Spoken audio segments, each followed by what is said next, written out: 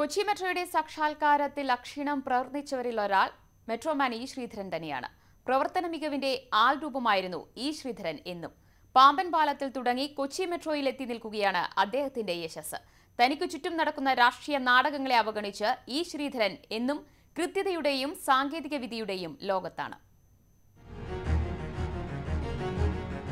1964 പാമ്പൻ പാലം പുനർനിർമ്മിച്ചുകൊണ്ടാണ് പാലക്കാടുകാരൻ ഇ ശ്രീധരൻ ദേശീയ ശ്രദ്ധ നേടിയത്.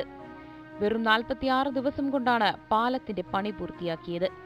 1990 ഇന്ത്യൻ റെയിൽവേയിൽ നിന്ന് വിരമിച്ച ശേഷം കൊങ്കൺ റെയിൽവേയുടെ തലപ്പത്തെത്തി.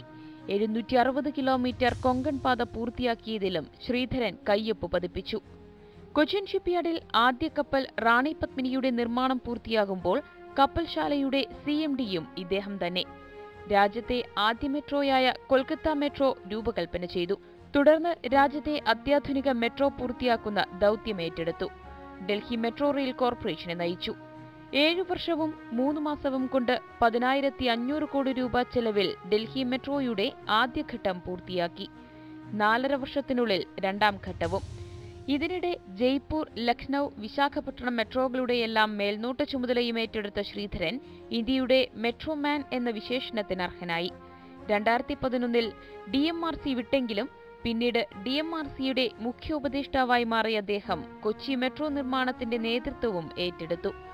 കൊച്ചി മെട്രോമാൻ ഇ ശ്രീധരന്റെ സ്വകാര്യ അഹങ്കാരം തന്നെയാണ്. കൊച്ചിക്കൊപ്പം തല ഉയർത്തി നിൽക്കുന്നത് കേരളത്തിന്റെ സ്വന്തം ഇ ശ്രീധരനും കൂടിയാണ്. News desk, News 18.